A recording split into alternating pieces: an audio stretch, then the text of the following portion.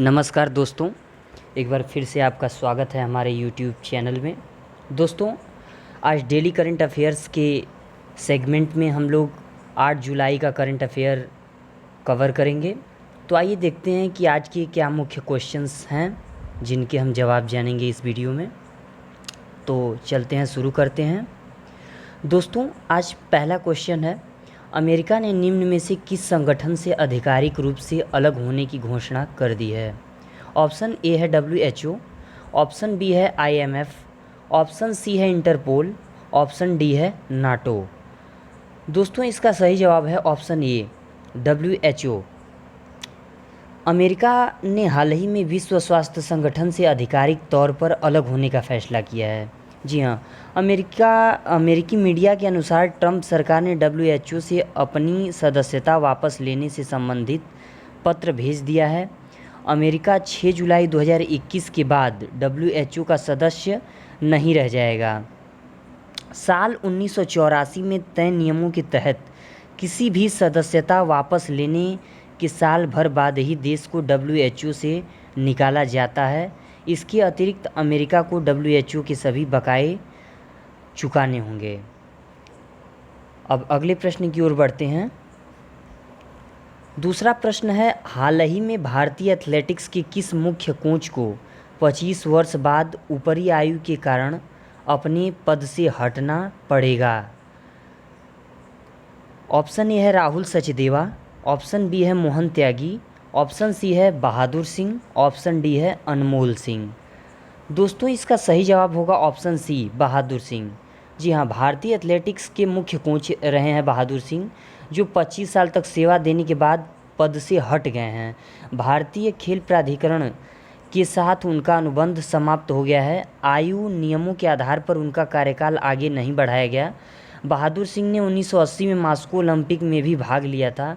उन्हें 1976 में अर्जुन पुरस्कार और 1998 में द्रोणाचार्य पुरस्कार दिया गया था। बहादुर सिंह को 1983 में पद्मश्री से सम्मानित किया गया था। बहादुर सिंह के मार्गदर्शन में भारत ने दिल्ली राष्ट्रमंडल खेलों 2010 में शानदार प्रदर्शन भी किया था। चलिए अब अगले क्वेश्चन की तरफ बढ़ते हैं। अगला क्वेश्चन है, किस राज्य सरकार ने राज्य में उद्योगपतियों और स्थानीय बेरोजगार युवाओं के बीच एक सेतु के रूप में काम करने वाले नए महाजॉब्स पोर्टल की शुरुआत की है? ऑप्शन ए है बिहार, ऑप्शन बी है झारखंड, ऑप्शन सी है हिमाचल प्रदेश, ऑप्शन डी है महाराष्ट्र। इसका सही आंसर होगा महाराष्ट्र। जी हाँ, इस पोर्टल के माध्यम से स्थानीय युवाओं जिनके पास निवास प्रमाण पत्र है 17 आर्थिक क्षेत्रों की 950 तरह की विविध नौकरियों में चयन करने का प्रावधान किया गया है। यह पोर्टल नियोक्ताओं और कुशल, अर्धकुशल और कुशल श्रमिकों के बीच की खाई को पाटने में मदद करेगा। यह जॉब्स पोर्टल महाराष्ट्र औद्योगिक विकास निगम द्वारा विकसित किया गया है। यह पोर्टल विशेष रूप से महाराष्ट्र राज्य एवं यहाँ के स्थानीय लोगों के लिए यह पोर्टल महाराष्ट्र सरकार की एक महत्वाकांक्षा परियोजना और इससे राज्य में बेरोजगारी दर को कम करने में मदद मिलेगी। ये बहुत ही एक शानदार पहल है महाराष्ट्र सरकार द्वारा। ठीक है, अब अगले प्रश्न की ओर हम लोग बढ़ेंगे। अगला प्रश्न है, विश्व चॉकलेट दिवस वर्ल्ड चॉकलेट डे निम्न में से किस दिन मनाया जाता है? ऑप्शन ए है 10 मार्च, ऑप्शन बी है 11 अप्रैल, ऑप्शन सी है 15 मई, ऑप्शन डी है 7 जुलाई। इसका सही जवाब होगा ऑप्शन डी, 7 जुलाई। जी हाँ, हर साल 7 जुलाई को दुनिया भर में विश्व चॉकलेट दिवस मनाया जाता है। यह दिन हमारे जीवन में चॉकलेट की मौजूदगी के लिए मनाया जाता है। पहला अंतर्राष्ट्रीय चॉकलेट दिवस साल 2009 में मनाया गया था। इसे पहली बार सन 1550 में यूरोप में मनाया गया था। चॉकलेट हमारे शरीर को कई तरह से फ़ायदा पहुंचाता है। इसके नेचुरल केमिकल्स हमारे मूड को बेहतर बनाते हैं। अब अगले प्रश्न की ओर बढ़ते हैं। अगला प्रश्न है, हाल ही में किस राज्य सरकार ने देहिंग पटकाई वन्यजीव अभयारण्य को एक राष्ट्रीय उद्यान के रूप में अपग्रेड करने का निर्णय लिया है? ऑप्शन ए है असम, ऑप्शन बी है पंजाब, ऑप्शन सी है कर्नाटक, ऑप्शन डी है महाराष्ट्र, ऑप्शन डी है तमिलनाडु। इसका सही ऑप्शन होगा ऑप्शन ए असम। असम सरकार ने देहिंग पटकाई वन्यजीव अभयारण्य, और ये अभी हाल ही में खबरों में भी रहा है, और ये इसलिए खबर में रहा है क्योंकि ये देहिंग पटकाई वन्यजीव अभयारण्य जो है राष्ट्रीय उद्यान के रूप में अपग्रेड करने का निर्णय इसको लिया गया है। देहिंग पटकाई जो वन्यजीव अभयारण्य का क्षेत्रफल जो आप लोगों को पता होगा कि 111 वर्ग किलोमीटर में फैला हुआ है, और यह असम में है। ये एक तरह से एलिफेंट रिजर्व की परिधि के अंदर अवस्थित है। देहिंग पटकाई वन्यजीव अभयारण्य ऊपरी असम के कोयले एवं तेल समृद्ध जिलों डिब्रूगढ़ है, तिनसुकिया और शिवसागर में फैला हुआ माना जाता है। असम तराई क्षेत्र के वर्षा वनों का अंतिम शेष संक्रमण जोन है। अपग्रेड होने के बाद देहिंग पटकाई वन्यजीव अभयारण्य असम का छठा राष्ट्रीय उद्यान होगा, जबकि अन्य 5 राष्ट्रीय उद्यान काजीरंगा है, नामेरी है, मानस है, ओरंग है और डिब्रू साइखोवा हैं। इस तरह से हैं ये सब मुख्य यहाँ के वाइल्ड लाइफ सेंचुरी हैं।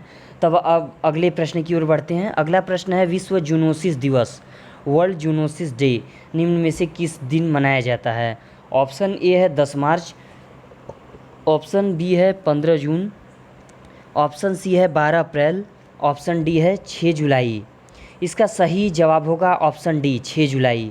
प्रतिवर्ष 6 जुलाई को विश्व जूनोसिस दिवस मनाया जाता है।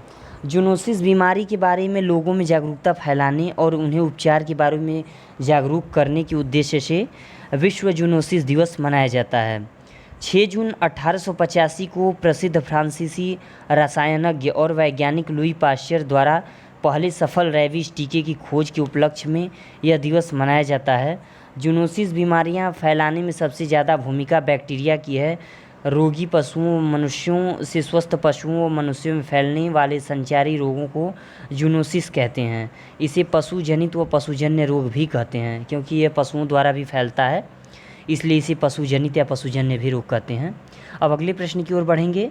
अगला प्रश्न है डिजिटल समाधान लोन इन सेकेंड्स किसके द्वारा शुरू किया गया है? ऑप्शन ए है आरबीआई बैंक, ऑप्शन बी है यस बैंक, ऑप्शन सी है आईसीआईसीआई बैंक, ऑप्शन डी है एसबीआई बैंक। इसका सही जवाब होगा ऑप्शन बी यस बैंक। जी हाँ, यस बैंक ने ग्राहकों को आसान ऋण प्रदान करने के लिए ये लोन की सुविधा जो इन सेकेंड कार्यक्रम शुरू किया है। इसके जरिए बैंक के pre approved liability account holders को रिटेल लोन तुरंत हासिल होगा।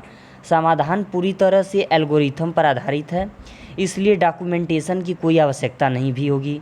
समाधान का उद्देश्य आसान ऋण प्रदान करना है और ग्राहकों की तत्काल वित्तीय ज़रूरतों को पूरा करने में मदद करना है। बैंक उन पात्र ग्राहकों को संचार लिंक भेजेगा जिन्होंने ऋण के लिए आवेदन किया था।